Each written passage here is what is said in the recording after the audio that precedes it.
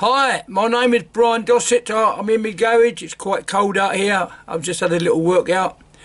As I say, my name is Brian, and I've been a coach for over 60 years. I'm 81 years old now. Somebody asked me the other day, what qualifications have you got, Mr. Dossett? I laughed and said, well, I've got none. I hadn't. I've had quite a few.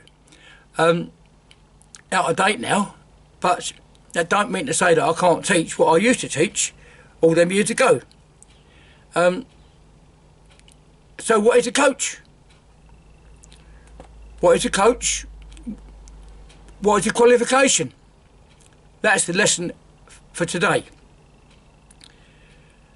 Well, are they overestimated for a start? Is a qualified person overestimated or underestimated? Are they special? As I say, I'm in the garage, so I've got to keep my eye on something down here that's on, and I'm waiting for it to go off. So I'm trying to do this at the same time. But as I say, what is a qualification? Are they underestimated? Are they overestimated? So who was the first assessor? Because somebody has to assess them. Who assessed that guy? That's a good little question. Who assesses the assessors? Or are we born to be a coach? Is it a natural human tool that we're born with? Oh dear. That means it has to come down to the beginning. The beginning of everything. And I've got a lesson 20 on my YouTube. It's quite a long one, that one, but that's all about beginnings and beginnings and beginnings of beginnings. Have a look at that one, but that's like reading a book, so prepare yourself for that one. But it's all about the beginnings. Well, the challenge is going to the start of everything, because every ending has a beginning. So this is a challenge to the people that think that qualifications are everything about coaching. Maybe experience comes in there somewhere, yeah. So we all recognise a coach as being a teacher, whether that be qualified or not. You go to your classes to be taught by a teacher, a coach. We also know that there are different levels of coaching according to the activities. And we all recognise that. Now notice I said recognise, because that word is very interesting. Recognise, recognition, who recognises who? Is it a bit of paper or is it what you know? Think about it. But the world recognises that everything relates to the realities. What works, what don't. We experiment with what may to find out whether it will. Simple logic. So that's quite interesting by itself, what we recognise. But do we? Do we recognise what we're looking at? Or do we take it as said? Magnetised into a lifelong habit, believing what people have said. Look at my lesson 20 again, that's all about that. So, to become a teacher, a coach, could be natural. Finding our own standards and our own skills within us. Methods to live by. Life itself is a drama, and we are at school every day. College, universities, a different matter, but we are schooling ourselves every day as soon as we get up in the morning. And sometimes we have to go to these places called colleges and universities to further what we school ourselves called experience. But we never consider ourselves as teachers or coaches because we have no diplomas. oh no, I can't teach that, I haven't got a diploma, I haven't got a certificate. And that's the reason why I'm doing this lesson, to make you think. So why can't you become your own teacher? As I've said, we are really, but we don't recognise it. Have you thought about assessing yourself? Have you ever assessed yourself to see what you're good at and what you're bad at? Because you might not realise how clever you might be. It happened to me. So I can speak from experience. And that world of experience challenges all the qualifications. You might be qualified to do something, but are you experienced enough? We'll come to that later. Our parents are examples. Hang on, I've got to turn this off now and put it on again. So I'm doing a machine. I've got to keep my eye on it. So yeah, our parents are examples. They learn from their parents, and we learn from our parents. And all the different standards and rules and regulations within our home and how we live by. We are forced to survive with adaptation, to adapt certain times, change things at certain times, to perfect our own knowledge, to slot in with the times that we live in. We share our experiences with others as they do with us. Simple as that. There's no rocket science in that. But we can all teach and learn from each other. And we do that every single day without recognising it. Recognising again. Recognise is similar to what word could I use? Understand. Sometimes we understand or we neglect what's around us. The air that we breathe, for example, it's there, it's free, and we don't appreciate, that's the word, appreciate. We don't appreciate it until it's taken away from us. Again, in my lesson 20. Good one, that. Long, but you've got to treat it as a book. But all these things are not rocket science. We learn and we share with each other what we know, without knowing it. So sharing, oh dear, sharing. What does that mean? Does it mean coaching, teaching? To share what you have with others means that you give and they take. And you take what they give. You know, we all share together. Sometimes we take the wrong things, and sometimes we take the good things. Sometimes we teach the right things, sometimes we teach the wrong things. It's all about coaching. And don't tell me as an instructor that you've never made mistakes, because I'll take my hat off you if you can do that. I've made so many, but I've learned from them. So the person you gave whatever you've got to might be in a position to take that away and perfect what you give them, made it better than what you do. That upsets quite a lot of people. What you gave may be my tradition, my traditional way, my old way, the old method, but that tradition, that old way, that old method can become more modern and slot in with the needs of the times. Again, this is what a lot of people failed to do in the past, and they still do. I mean, there's certain things that I still don't like that's happening today. In my days, it wasn't on. I don't like it. I don't agree with it, but I have to go along with it. You have to go along with the flow. Although you don't want to, you have to, because it's the period you're living in. All generations go through that. So many traditions can be perfected by other people, and you might not like it.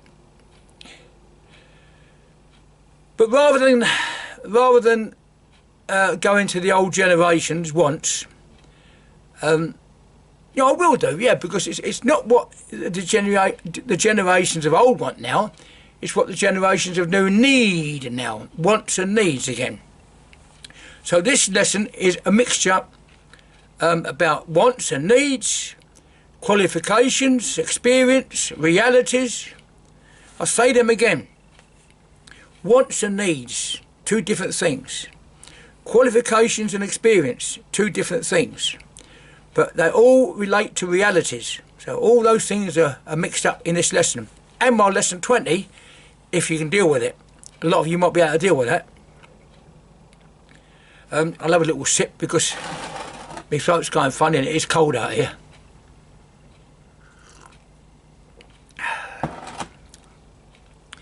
Hot water, bit of blackcurrant and a bit of honey in that. Nice. Make sure this is alright, yeah? Good. Right, so where was we? Oh yeah, the wants and the needs, I think it was, yeah, and the realities and the experience, so yeah, all that stuff. Right, okay, so you got that in your head, I hope.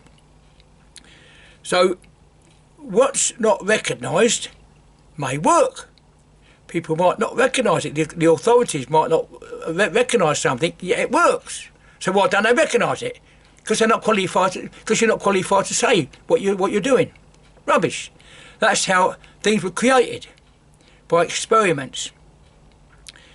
Okay, I am highlighting traditions and modern thinking. That's what I'm doing at the moment.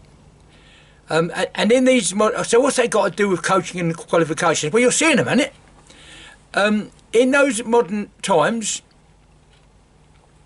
back in the times when it was modern, because it was modern in the traditional world, everyone goes by qualifications, like they do today. If you're qualified, you're okay. If you're not, on your bike. They forget about the experience. They haven't got that bit of paper. So would it be wrong to rule out experience? They may have both. They may have a bit of paper and experience. So they've got the benefit of both worlds. It's common knowledge that we only think one can become a coach, a teacher, by going to college or university. What university, what college did you go to? Well, I didn't go to any other. I went to school, and I went to a college for 2 years to become a youth and community leader. And I'll tell you that later, because that's a story by itself. About the people that I mixed with, qualified people, certificate hunters, wasn't interested in the subject that was doing, but they got a grant to do it. Well done, Mr. Government, you're doing wonders there. I said, why don't you assess yourself and assess what you're doing, because maybe what you're doing has got holes in it. So as kids, we go to school, we learn from individuals, and to become those individuals, they have to go to college or university. We call them teachers. But what is a qualification? Well, it's to gain more knowledge on a chosen subject from a teacher, a coach, who has been studying that subject for years. So in some cases they become senior coaches and teachers. They have an ID like a master or professor in their colleges or universities. In turn, they put their mark and their stamp on your certificates. Oh, certificates with a mark on it. Professor Ting Tang Wong. Fantastic. That's who qualified me. Who assessed him? I'm not saying he's no good. I'm just saying who assessed him. He might have put his stamp on you, knowing that you're not really ready for it, but you will be ready for it if you get experience. And he put his mark on that, saying you're qualified, but you're not. But he knows you'll be qualified in say a year's time after a little bit of experience. So are they all qualified, really? without the experience? Should they do a little test first, or a little probational period before they get that stamp? Some do. I do, with my little organisation. We'll come to that later. So, to have an ID, a master, professor, novice coach, novice nurse, novice anything, are two different levels. So that opens the door for the junior and novice teachers to gain more experience, allowing that little probational period to gain more experience and put your qualification into action.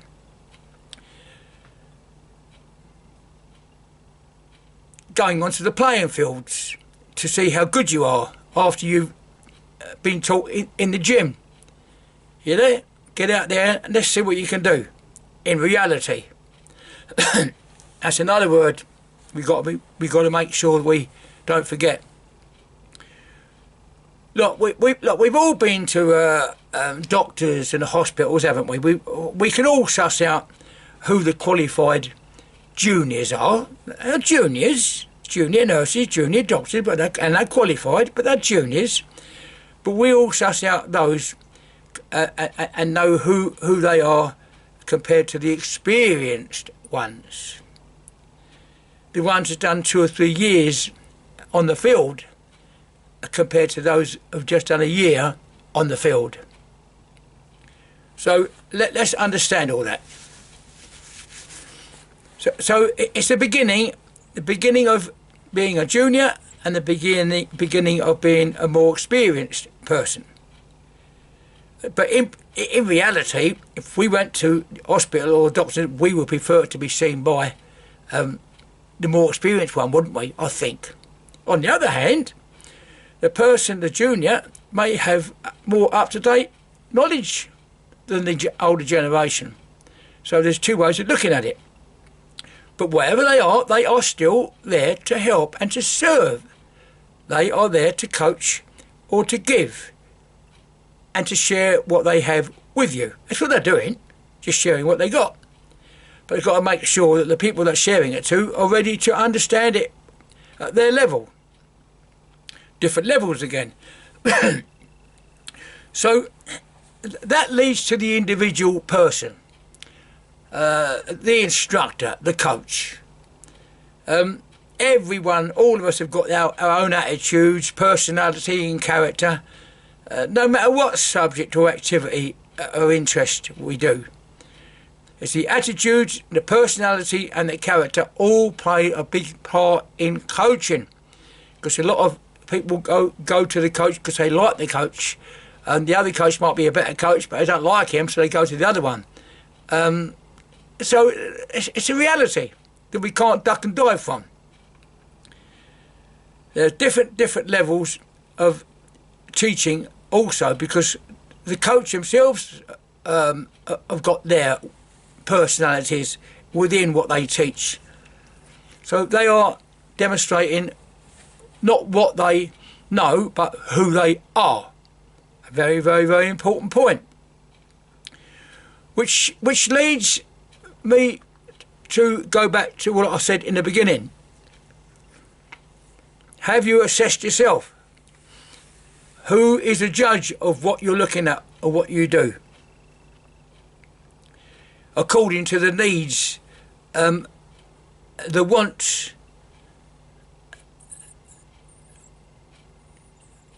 and to make sure that you know what the difference is. Do you really want what you need or need what you want? Think about it. Because this is what this lesson's all about, thinking about it. How do we prepare ourselves for that? Very, very, very difficult to understand. So, if you teach and coach yourself to do what must be done, in other words, I've got no teacher, I've got no coach, I've got to become my own teacher. How do we do it? I've got no qualifications for what I'm going to do.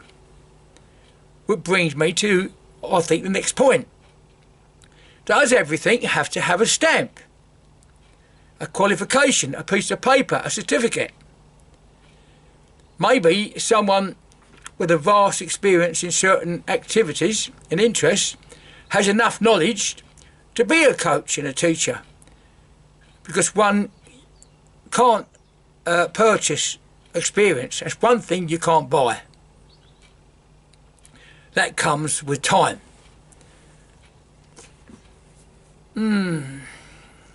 Yeah, that has to be earned in lots of ways and different levels. Takes years sometimes. But who could be the assessor for that one? How can anybody assess you on your experiences when they haven't had those experiences? So taking everything into consideration, what I've mentioned so far, no ducking, no diving from any of the realities.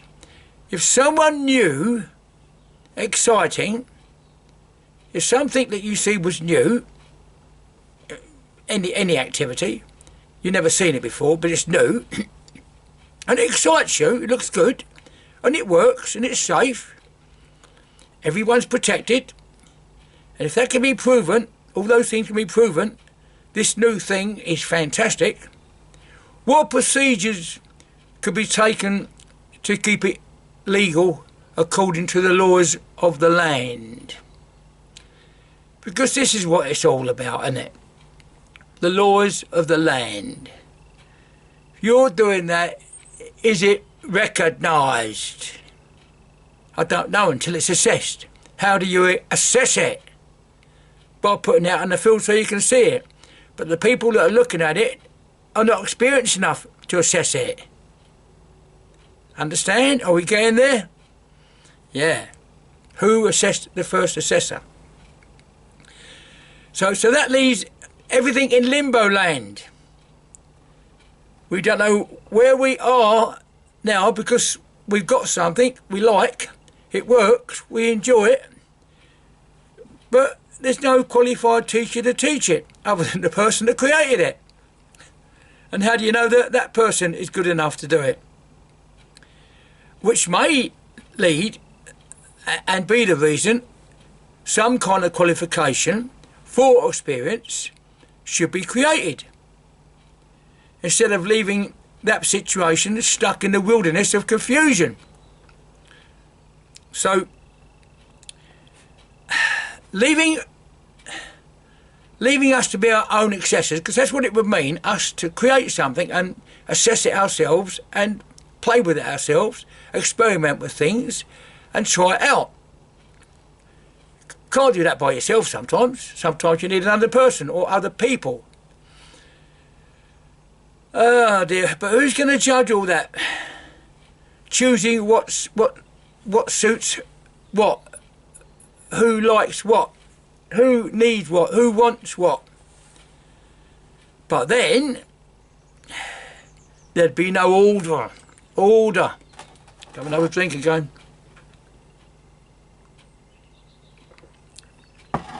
There'd be no order,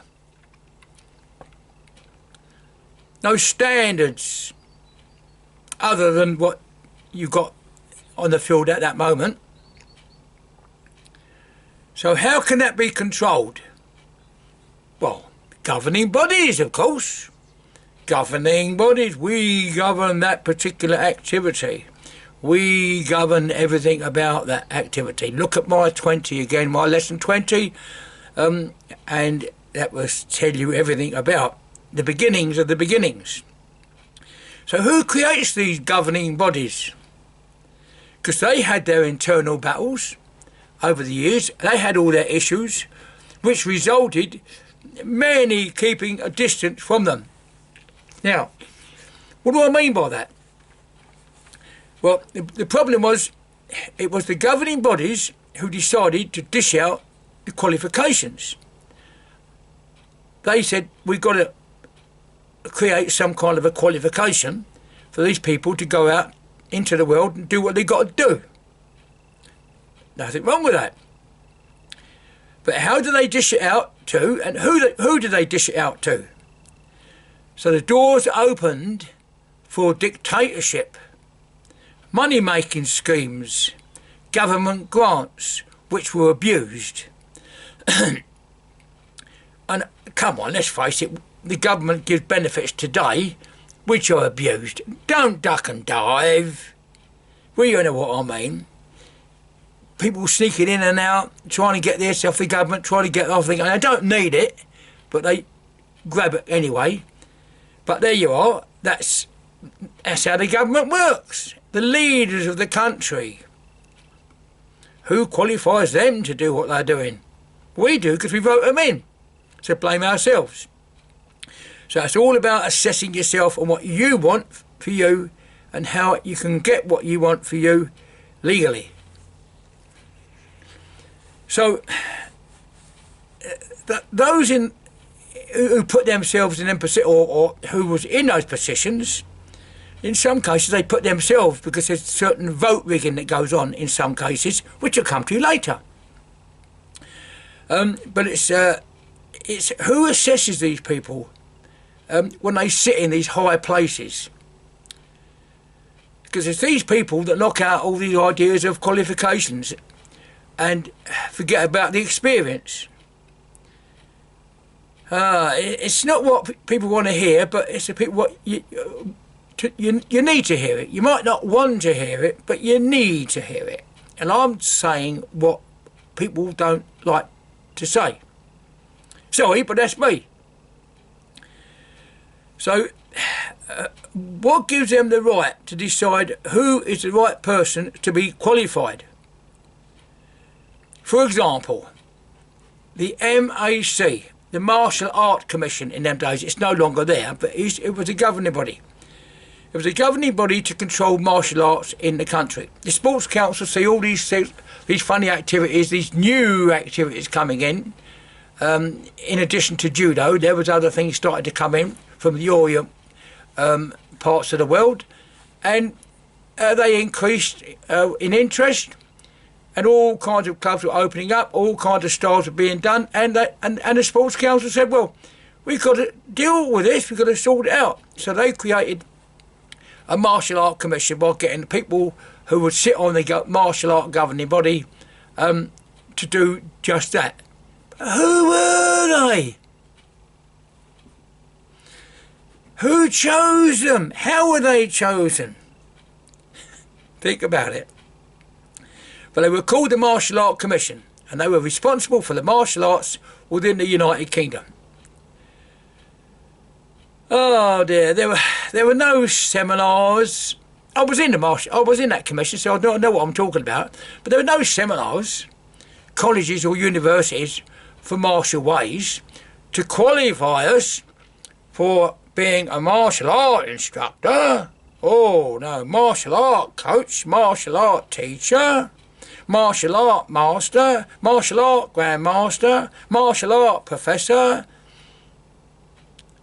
All those things I've seen on certificates, including mine. So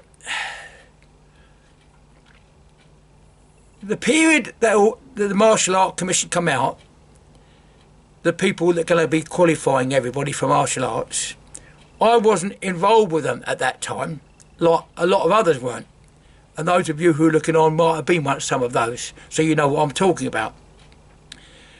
But in the end, to cut a long story short, they had to accept me because what they see me doing and what they see what I could do was very successful. Loads of members, everything was under control, all the legal things were in action, health and safety, it was okay. I had loads of members, no injuries, or there was injuries, no claims on insurances, just it was injuries like they do in all sports. But all that was under control. In actual fact, we had better policies than the governing body's policy. And I can prove that. Why?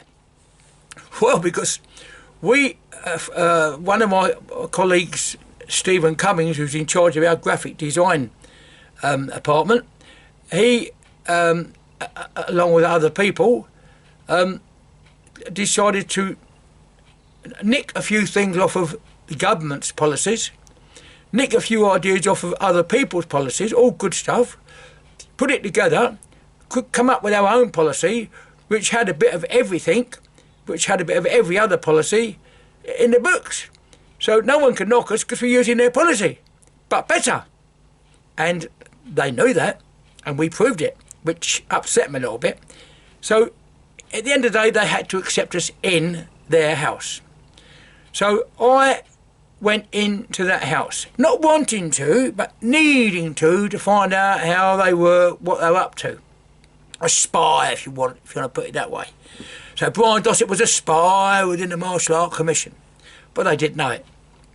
That's how clever they are. Anyway, I couldn't understand. I said to him, well, why don't you create some kind of qualification procedure? Now, before that, understand this, I said that to them. It was me who was branded before I went in. I was branded as a rebel, an outcast, a cowboy. And although I was cast at all those things, how did they know what I knew? They never see me, never been taught by me, never trained with me. So how could they make claims like I was a cowboy and a rebel when they didn't know what I had? But as I said, it took time, and that was it. But in them days, if you didn't slot in with their wants, you're out. If you slotted in with their wants, you're in. And I think they accepted me, not because I was me, because at that time they didn't really know what I could do, and they only heard what I could do. But they was quite welcome to come to see what I do, or did, and still do. And they didn't, but they accepted me. They accepted me because I was causing trouble. Why did they accept me? They qualified me on what I had they wanted, which was members, which was money in their pockets. Here we go. So that's what it was all about. I was a coach, an instructor, unqualified. But at that time, I was a qualified youth and community leader, in charge of youth clubs all over the country, and recognised by the Education and Science Department. So I was no monkey, all right? I was in there with all the rest of them. So I was in. And I've just given you the reasons, a rough idea of what went on before I went in. I was a rebel. I'm no longer a rebel. I'm inside their house. And I just said to them, why don't you create a procedure for some kind of qualification? Because there was no coaching courses. No coaching courses at all. Because if I went to a coaching course, great, fantastic. I might learn something that I didn't have. But also, they would get the benefit of my experience as a coach for many, many years. But they didn't like that bit. They had to be the bosses. So how could MAC, Martial Art Commission, assess what they never see? Who assessed them to be an assessor?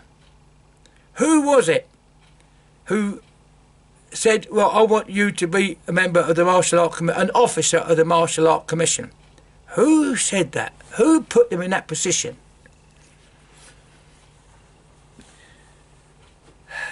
What qualification did a martial art have at that time? Well, the only qualification required was a black belt. But why? Was one of my questions. Why is a black belt qualified to teach? Being a black belt don't make one a coach. I knew of intermediate martial art grades, blues and brown belts, who was left to teach other students. I did it. I left a couple of my intermediate grades to take over my class when I wasn't there. And they did a bloody good job. In some cases better than me. So During the black belt's absence, somebody else took over. They wasn't qualified. They didn't have any certificates other than what grade they were. But they weren't instructors in other people's eyes, but they were in their students' eyes, because they was enjoying themselves, safe, health, and keep fit, and all the rest, and they enjoyed it. What's the big deal? What's the issue? And that's the kind of questions and attitude I took with me inside the Martial Art Commission. Now, I knew black belts who had difficulties in making successful clubs. They tried to open clubs and they just couldn't do it. They didn't have what it takes to be an instructor, but they were black belts. So they found out about themselves. At least they assessed themselves and says, no, this is not for me. I just want to carry on training. Well done to them. They found out who they are. They didn't fool themselves. They didn't put the blinkers on. They didn't blindfold themselves and duck and dive. But just because they were karate fighters, and they were good karate fighters, they were useless at coaching. I knew a few of them. They were funny, but we're friends. But they said to me, "Oh, I can't handle this. I can't handle it." I said, "Driving me up the wall." I said, "No, well, you're not a coach. You know, just carry on competing and doing your job and getting your medals and all that. But leave the coaching to the people who can do it, because it takes something special to being a coach." Very similar to football. Being an expert football player, a professional player, don't mean that person can teach football. I know some football players found it very difficult when they was put in that role, and they couldn't handle it, or they found it difficult. So they kept away from that area, which leaves who is a coach? What is a coach? What is a qualification? So why did not MAC Martial Art Commission organise some form of coaching qualifications when I suggested it? A coaching level for the martial arts. It would have been a much easier putting martial ways on the same level as the other sports, because the other sports did have coaching lessons. I had my own self-creating coaching levels myself, in my own organisation, which proved successful. And no one can knock it.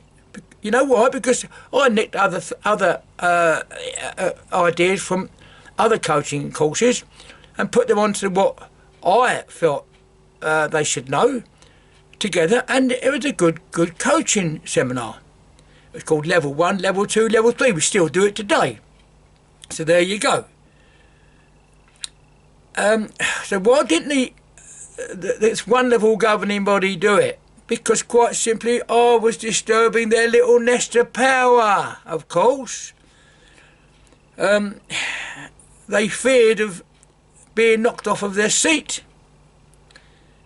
And they did. Or that's to come later. But I'm talking about coaching and the qualifications. But that's all related to it, because they're the ones that are supposed to have created a qualification for instructors, not just black belts. And they didn't do that. And this was a governing body qualified by the government. Qualified. A governing body qualified by the government. And who qualifies the government? We do, because we put them in. So we've got a right to have our say. That's fair enough. Good. Now, I knew, for example,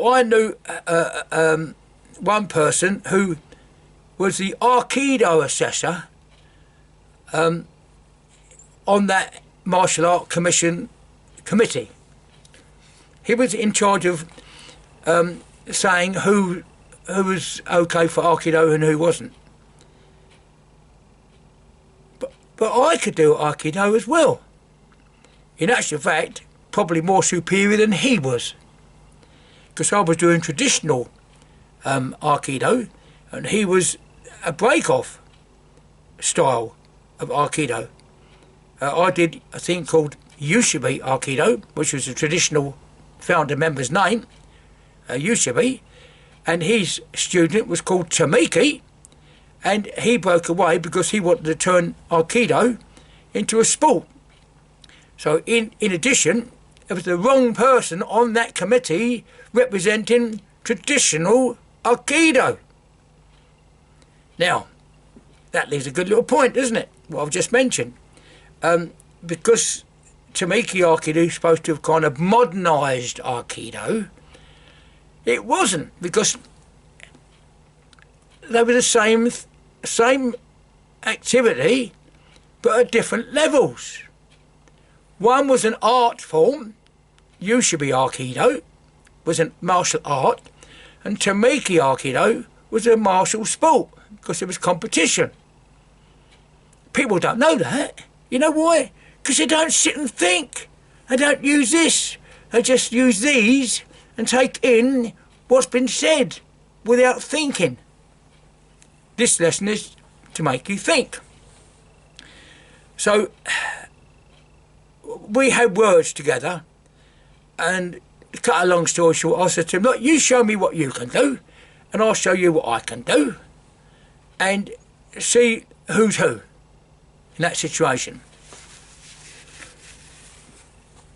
He didn't. He ducked from that one. I know why. He knows why. But that's what happened. So he did his best to keep away from me.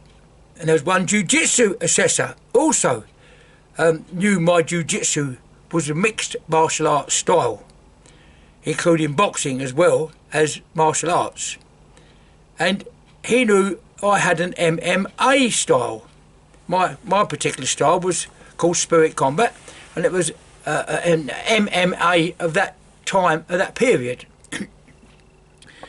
And it was an MMA style, not necessarily competition, but an mixed martial arts.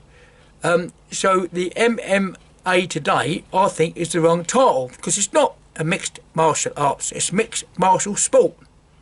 MMS, that sounds like some kind of disease.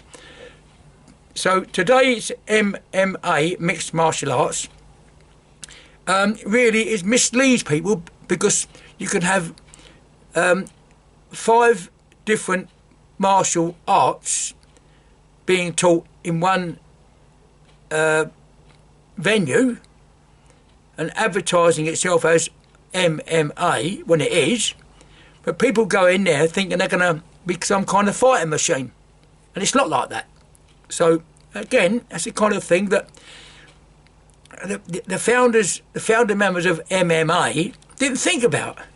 They didn't think about that, but there we go. We are where we are today. But this jiu-jitsu guy knew what I could do, and he knew my style was MMA, freestyle, because freestyle and MMA in those days wasn't accepted. You had to either be in one of the governing bodies' styles, karate, kung fu, taekwondo, whatever the case may be.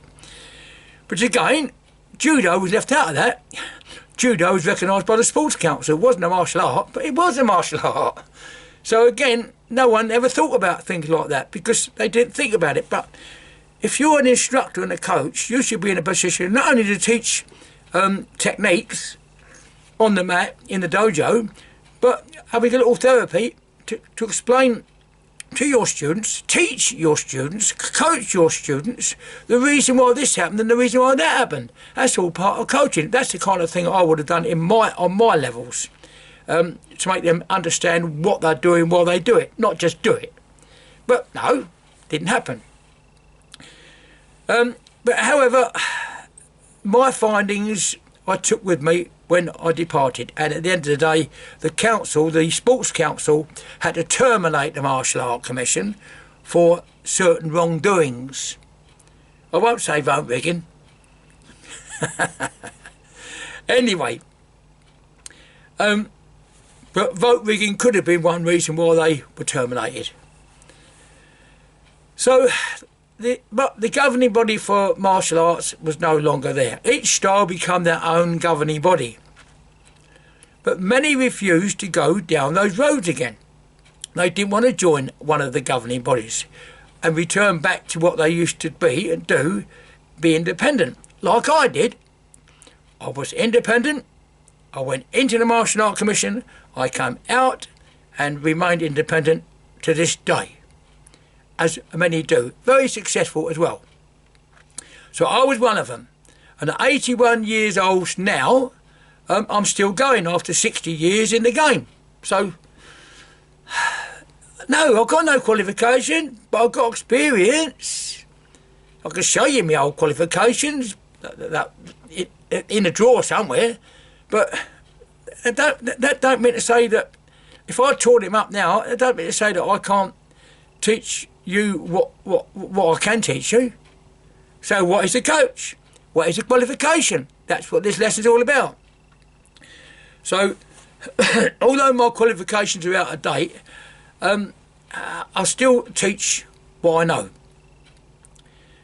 And people do follow me, not only because of my teaching, because they might like my character, my humour, my personality. That might go a long way with drawing in the people that want to be taught by me. I don't know. On the other hand, there are people that can't stand Brian Dossett, think he's a big-headed, cocky, a mad professor, silly. Yeah, I am silly, but silly don't mean I'm stupid. And so they would follow me for their reasons, and they'll hate me for their reasons. I don't really care. You know what I mean? All I know is whoever walks through that door, hello, bum, bang, bang, bang, off we go. See you next week. Done. Those who want to talk about me, most of them have never seen me or never been taught by me or trained with me, and they've only taken on board what their instructors who don't like me have told them about me. But maybe their instructors got jealous and envious, what I called frustrated failures, and they have told stories to their students, and their students believe them because it's their coach that told them. Are they qualified to say that? Were they qualified to say what they said? No, but they were liars. They were fibbers. But they didn't get a certificate for it. So, I challenge anyone out there to say that qualifications is better than experience. And I'm not putting qualification down because you need them, but I do say, why isn't there a qualification for experience? Good question. So what do you have to do to make sure that you are a good coach without a qualification?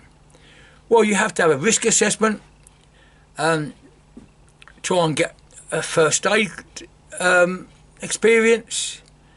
And again, the first aid, again, that's a story by itself, because you might go on a one-day course and get a certificate saying you're a qualified first aider, but what experience have you had?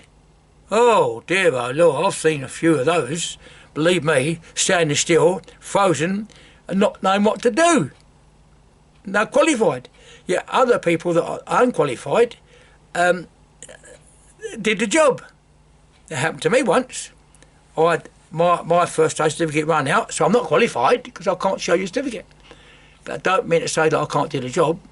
But the person next to me was qualified. He didn't know what to do. Think about it. Maybe they should have a probational period before they get their qualification. Do the course, go with the first aiders, do some first aid stuff, the practical stuff out on the field for 3 months, and then that with that report from the assessor, along with the other assessor, their qualification can be stamped. But if they lost that qualification and they couldn't show it, would that stop them from doing what they know? No. So, I'm just making sure this is going off before the other one comes on. Yeah, done, yeah. So, new ideas, new interests, according to the community needs.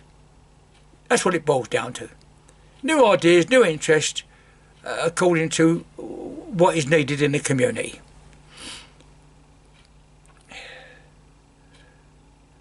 Why was there a need to do that? Well, it wasn't. It was just someone's idea that was successful. But I did that once, and I was not for it. For example, a woman's self-defence session. There was a young lady that was attacked. We've just heard about that recently, which caused a lot of trouble.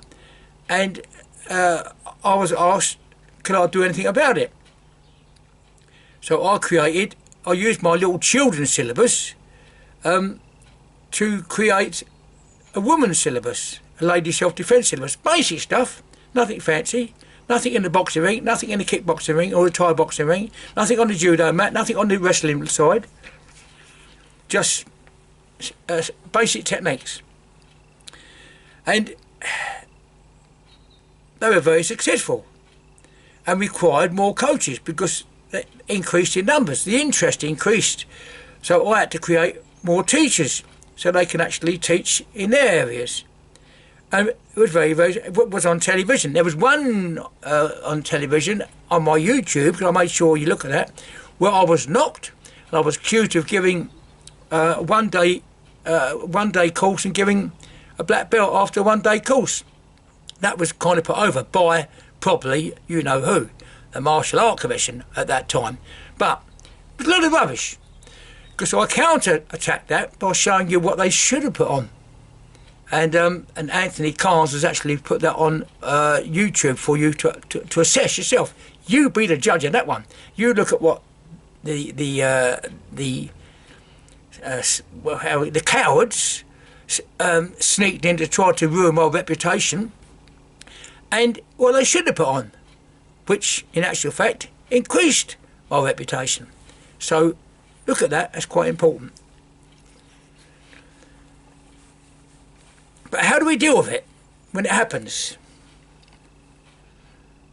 Well, if you allow your imagination to support your ideas, you'll see what I mean. There might not be any qualifications around because it's new, never been done before. So we go right back again to that beginning. Who created the first martial art?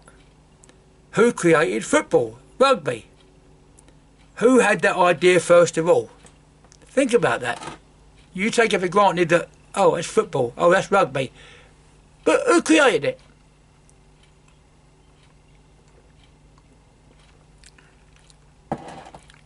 There's plenty of footballers, plenty of coaches. Who created it? Who was the first? Who made the rules for the players? Who made the rules for the referees? Who was the first referee? Who created the first referee?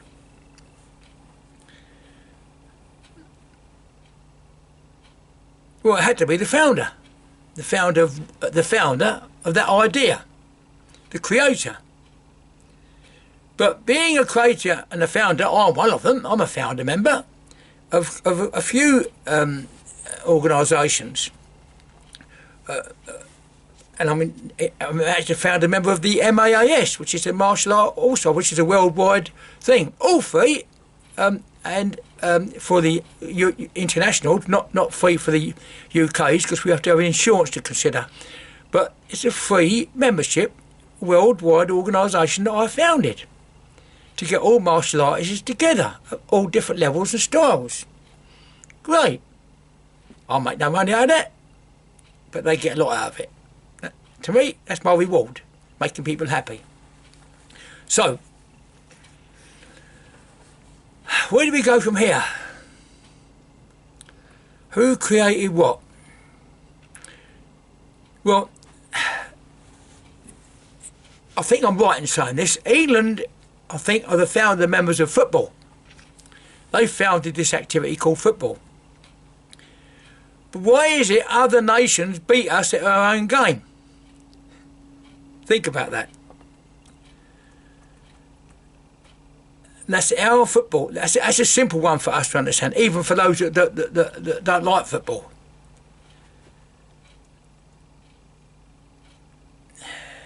How do we go, or where do we go from there? If football was founded by England, why are others beating us at our own game? Well, it's called competition. And competition is healthy for the mind and the body. We all know that.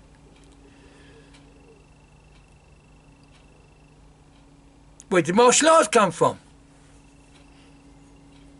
Well, it's claimed that the martial arts were founded in the Eastern countries.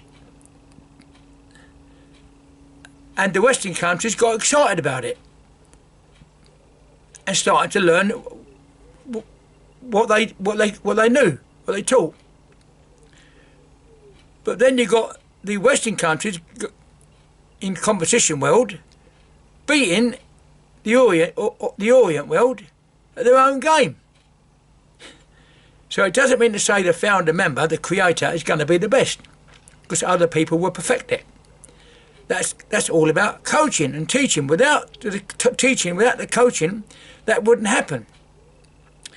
You found something, you created it, and you said, right, I think I can make that better, and you make it better than it was. It's not rocket science, but some have issues in that problem, like turning tradition martial arts into sports. Some people had problems with that. I think one particular person committed suicide because his particular art was no longer the art, it was turned into a sport, and he couldn't take it and took his life. But whatever it might be, you need players and you need coaches. Coaches. What is a coach? You need a coach. I didn't say you need a qualification, I said you need a coach. Now get that in your head. But there are systems set up for both. So it's just the standards and who qualifies who to qualify who. Goes in a circle, doesn't it? But who assesses that issue? It has to be somebody. So what does that mean? Well, oh dear. Let's use judo for example. Judo. There used to be a BJA and BJC in the judo world. That was the British Judo Association and the British Judo Council. Now, one of them was recognised by the Sports Council. The other one weren't. Here we go. One, I think it was the BJA, British Judo Association. I could have this the wrong way round, but I think it was the British Judo Association. Was recognised by the governing body. What was the governing body? So anybody in there would represent us in the Olympic Games. Anybody in the British Jiu-Jitsu Council who was outside, didn't have the qualifications like they had, they were not allowed to represent us in the Olympic Games. Yet these fighters might have been better than them fighters. So was our best representing our country? No. I suggested, why don't these fighters have a competition with these fighters and the winners represent our country? Don't rock the boat, Mr. Dossett. Here we go again. This is what this lesson's all about. I'm rocking the boat. For you to be the assessor. You to be the assessor, not them. So, colleges and universities are not the only places to show ourselves off. It's very, very important to understand that.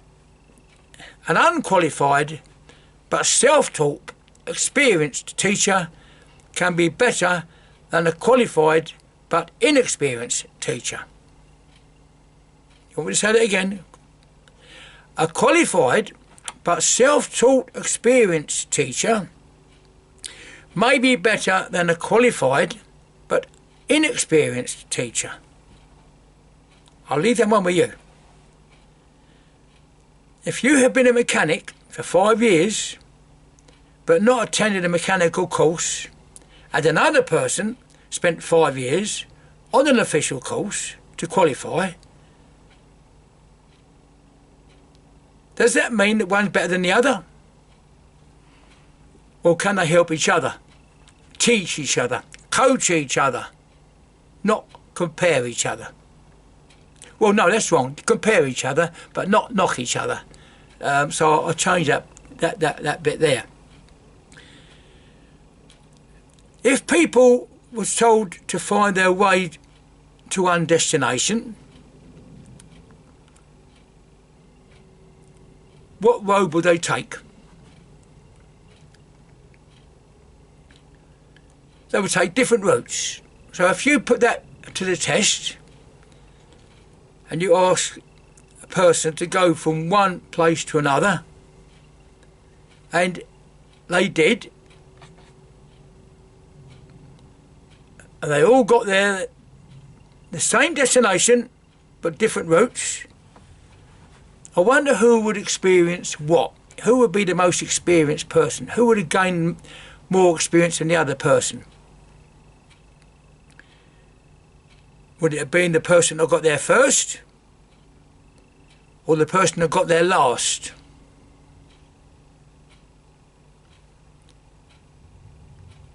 If you had your flashy car and you said, "Oh, I'm going to Southend, I'll meet you there," I'll say, "Okay, I'll take my Robbie Reliant, I'll meet you there."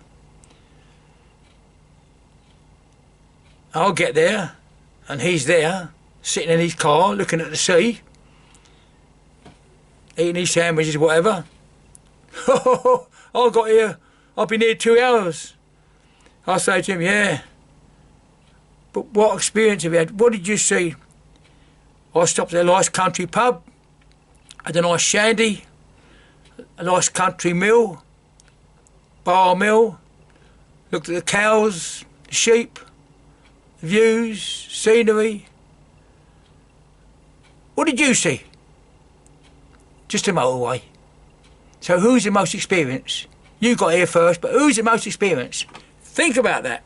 I'm coaching you now. I'm your teacher now.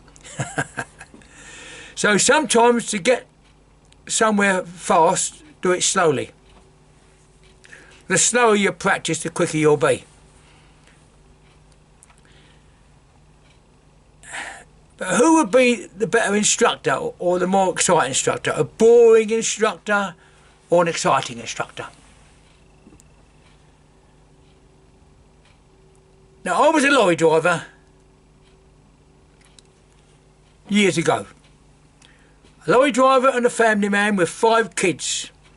But during my spare evenings, I was a volunteer youth club leader, looking after kids in youth clubs. Spare time. Didn't get paid for it. In the same area, there was a full-time professional, qualified youth club leader, paid for it. He did the same thing as I did. He was a professional and I was a volunteer. Why is it I had more members and more successful activities in my tiny little youth club than he did in his big large centre? In fact, during a sports event, it was my members who was chosen to represent the district, not his. Now, I'm not making myself as a big god here and a big man. I'm just telling you a few realities, facts. So how can that be? He's supposed to be better than me running a club because he's qualified. Got it? He was qualified and I was not. Well, maybe it was because my domestic experiences in life, he was single, I had kids, and you know what that means. Those who've got kids, it's not easy. and all the experiences that goes with it. So I knew a little bit about what makes kids tick, what kids want and what they need. He could only go by the book, what he learnt at college and university. But I would have thought he would have learnt something about it at that college, because that's what his qualification tells me. He's a professional.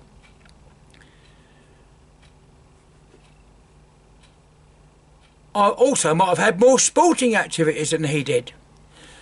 And again, those experiences, not qualifications, experiences, was to my advantage within my little youth club.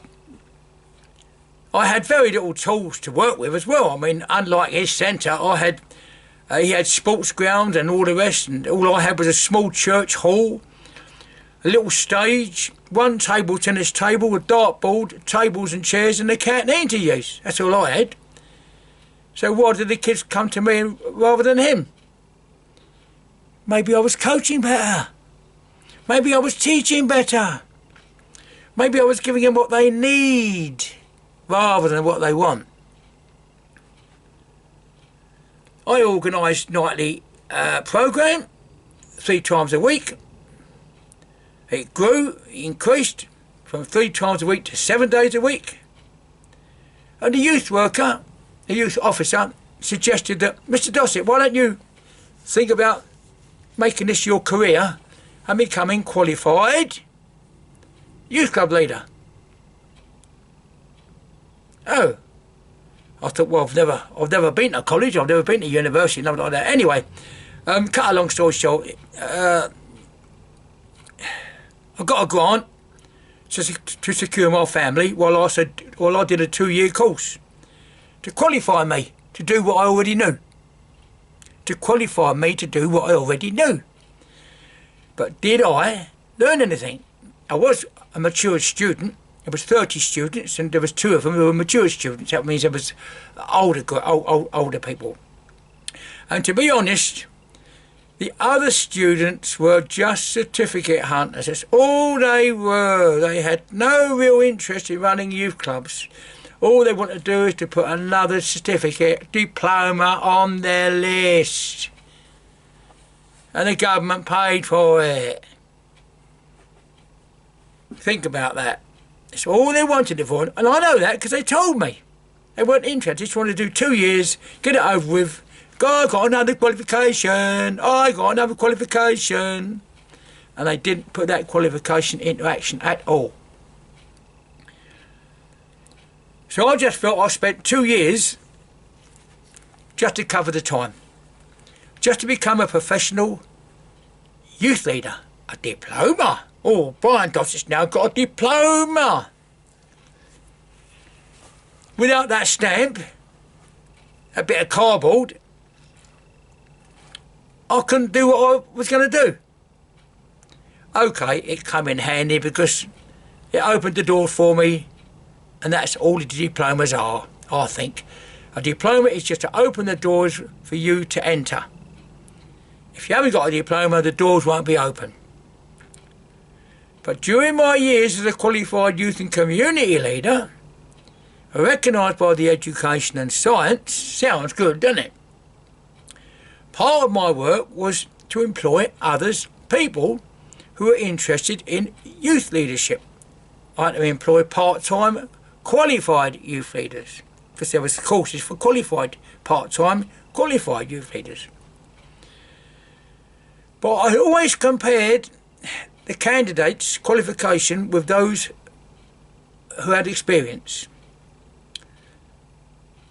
Like me, I had experience, so I know what I was talking about. But I always found that those with the experience worked better in reality than those that had qualifications.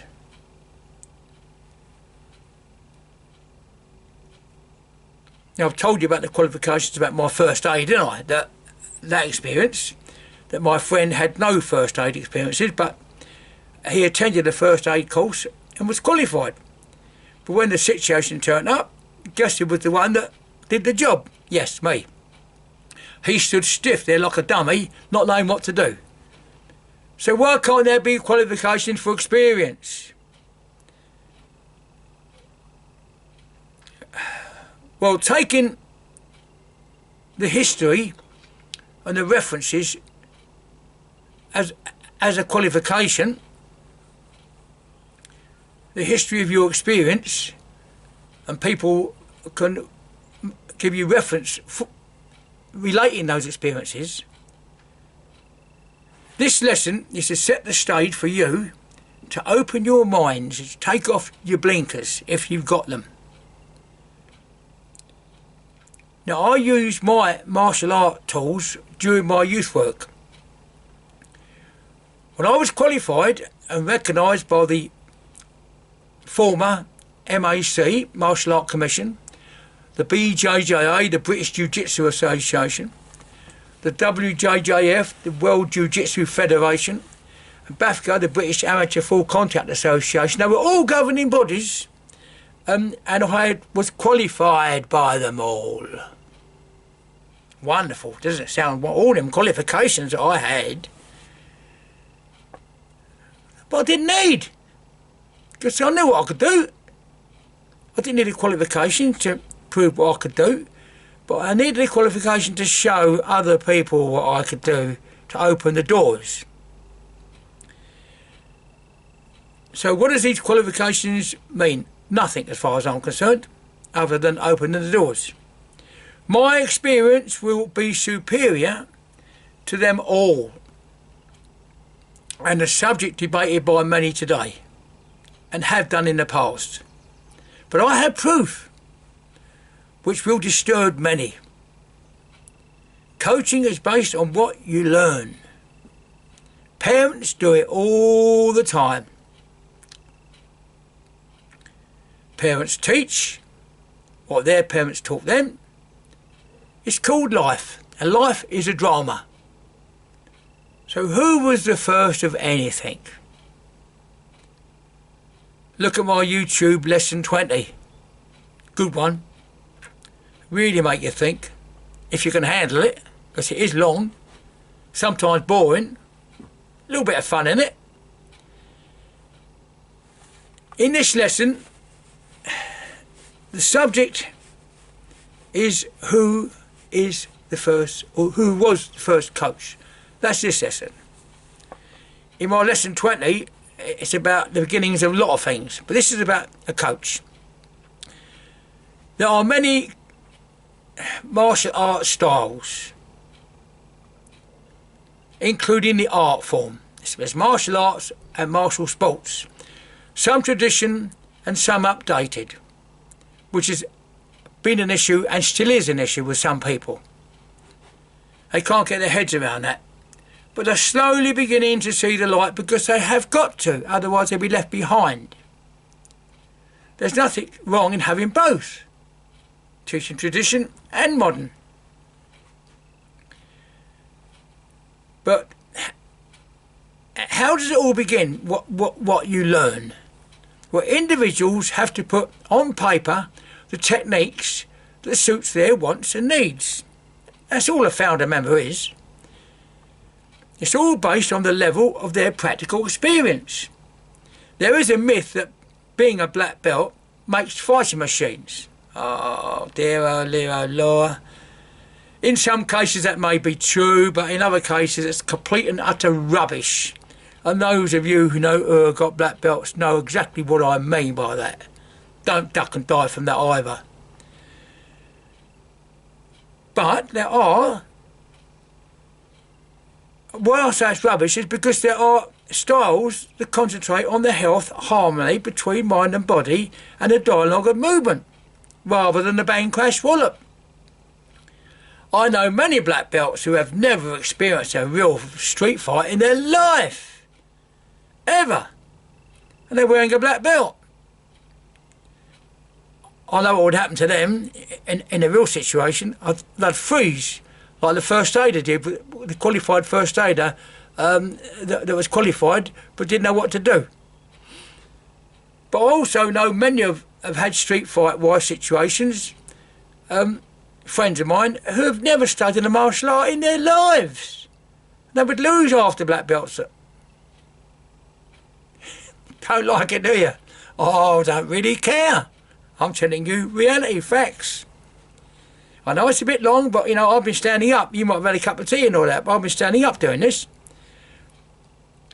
Indeed, but there are some who have experienced both, and I'm one of them. I've been a street fighter. I know what it's like to survive in the street, and I've been in competitions and in a boxing ring and all that. So I've got nothing to prove. So who are these people who hold the rank of coach that may have never had a fight in their lives? It has claimed that you can't get a black belt less than under a year. You can't be a coach less than under a year. But why? Let's make it easier for you to understand. Let's have a reality check on what I have already highlighted for you. It's getting cold out here now.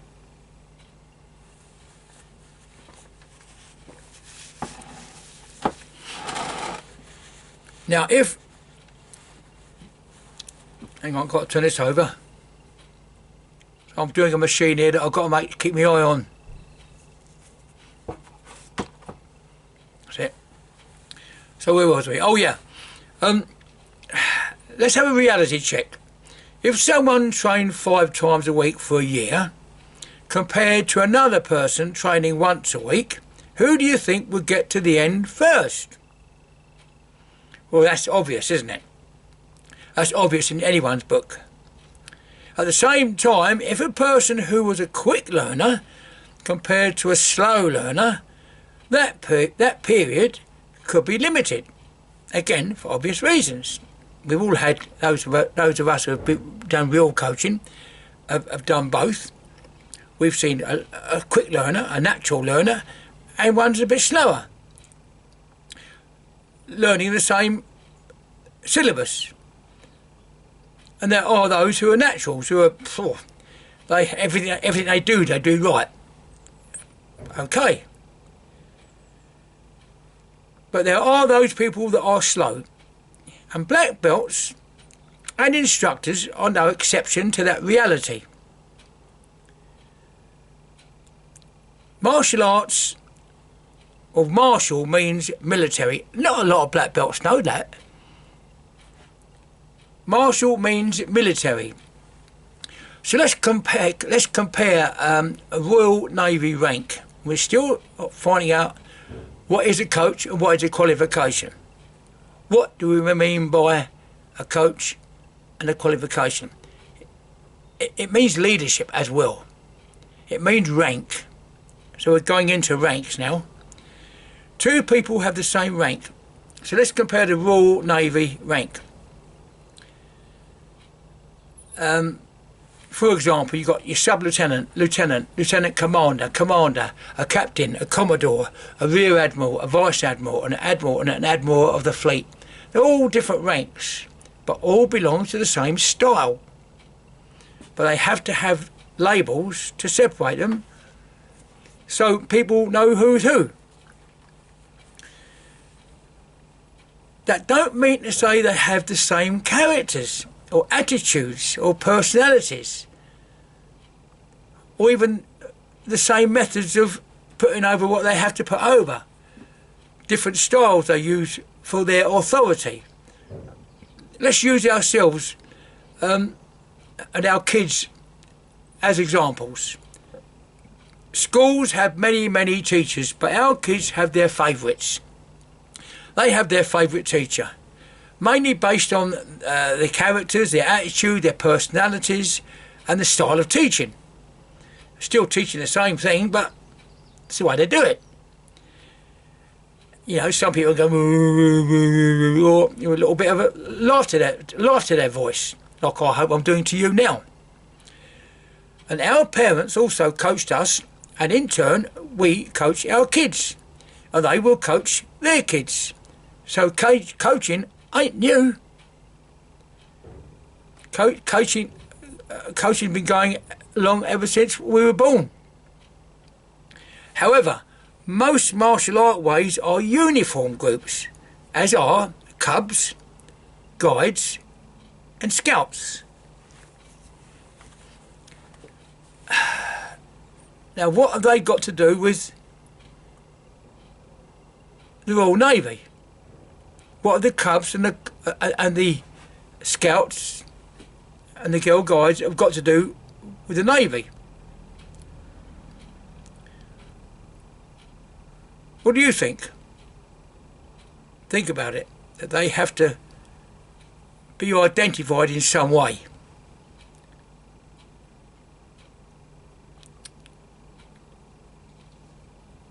That, yeah, they have to have labels.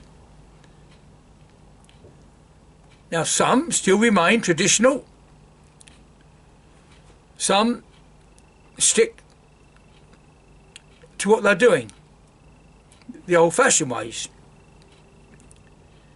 So again, let's go back to the martial arts. Somebody created a technique to suit themselves based on their own experiences. They found a member. Some may have studied traditional styles but want to adapt to a more modern style. That's how tradition ways were created. Traditional ways had to start from somewhere, and they picked something up, adapted it, and called it tradition. So tradition means new, a new thing. And although it's come from something else, it's still a beginning of something else. Again, in my chapter 20, I keep on plugging that, but you'll see what I mean when you read it. Blow your brains, that will. So what was the first martial art? What qualifications did that founder have? Or did he rely on his experiences? Or her experiences? Could have been a lady. Could have been a group of people. So what's the issue?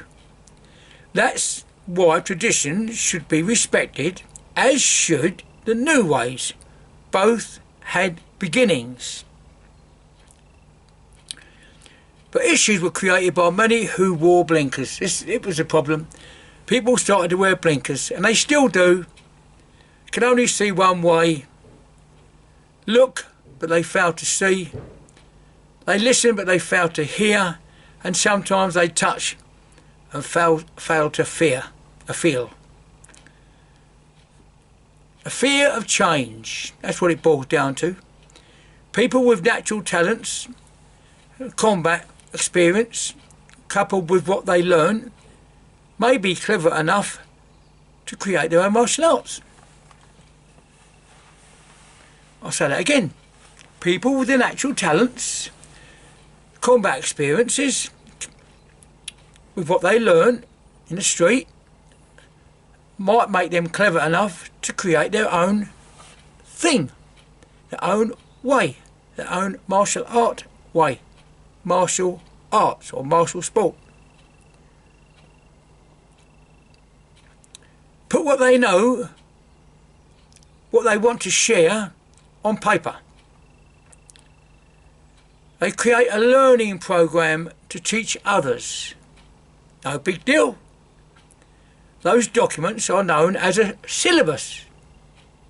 And colleges have got syllabuses, universities have got syllabuses. It's something that they can be guided by to become what they want to become.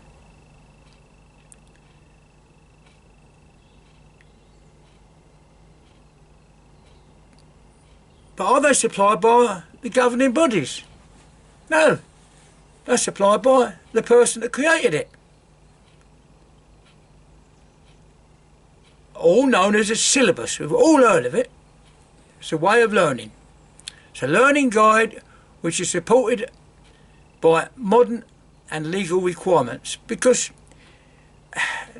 to make sure that it's safe, you have to make sure that that syllabus is acceptable by other means.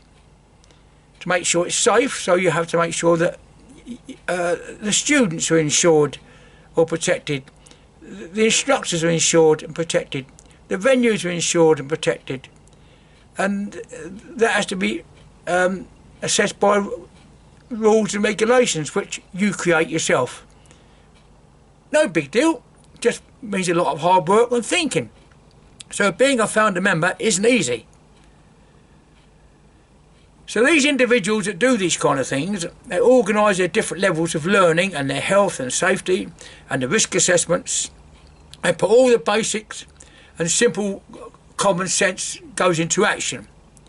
So who needs a qualification for that? Who needs a qualification for being sensible? Unless, of course, there is a qualification for common sense. I've got a lot of them. But there's not a qualification for common sense, is it? Let's face it, how many people have qualifications hanging on their walls, in their CVs, in the drawer, but have limited common sense? We've seen loads of them, haven't we? I'm sure you know quite a few. You might be one of them. Well, I call them dusty diplomas, and I'm sure you know of someone who fit into that reality, that playing field. So let's try and keep as close as we can to reality, because we're talking about what is a coach and what is a qualification. Well, we all know that it's something that attracts people. They are a way to increase experience and knowledge.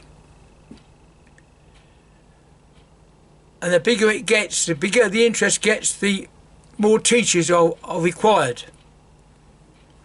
Time passes, students and instructors increase because the activity is getting more interesting. There's no issues, no serious issues. The interest proves beyond doubt that it is safe, it serves members of the community, and it's a real good thing to do and to watch. Everything is in place, including an insurance for both instructors and students. The founder of this new idea has no qualifications, but a volume of experience. And he puts all these things into action. He's got no qualifications, he's found something good, he's tested it, put everything in place that's needed. He's got no qualifications, and he's got loads of people wanting to do it. But the trick really is to keep things simple. The more you know, the more you must remember, which makes the syllabus complicated for you and your students. That means a bigger syllabus. But that's the reason why you have a written syllabus, because sometimes even the founder member can create something and create so much that he forgets something, so he's got to put it in writing so he can refer to it as well. So he becomes his own student. He becomes his own coach and his own student. At the same time, the coach learns from his teachings. A lot of people don't understand that. And that will further the syllabus by adapting and changing according to the time. So you can learn off your students by looking at your students. Believe me, you can. And it makes you think about, oh, hang on, I could change my syllabus. Now I know that, and you wouldn't know that without your student. People see, observe, and if they want it, they go and get it. They look at something, they observe it. If they want it, they go and get it, no matter what it is. My advice is you catch them first, then you teach them. When I used to run my kids' club, I had to go and get them. I didn't just open the door. They didn't just come running in. I had to go on the streets to get them and say, look here, come in, come in, blah, blah, blah. Catch them first, and then you can educate them. And that's what an instructor is also. So how is this all put into action? Well, any syllabus must be supported by some kind of order. Again, very simple. Groups require identification, like we mentioned about the Royal Navy. and the Cubs and the Guides and the Scouts and our armed forces, they all need some kind of identification, because it's got so big as a mass of people all mixing together and you don't know who's who. For example, in the army is an army sergeant. He's identified by his dress and his coat and his stripes. Three stripes on his arm. Not all martial arts have dress codes. That's another thing a lot of people don't know. But they still have the coaches and the students. However, the majority of the martial arts do have dress codes and identifications for both students and their coaches. Now I'm leading in now to coaching again and qualifications, but I'm sneaking into the martial art world. For example, a white suit for students and a black suit for coaches. That's how they separated the students and the instructors. They also have other identifications so everyone would know who is who. Similar to the army, the armed forces. Students would have a different colour code.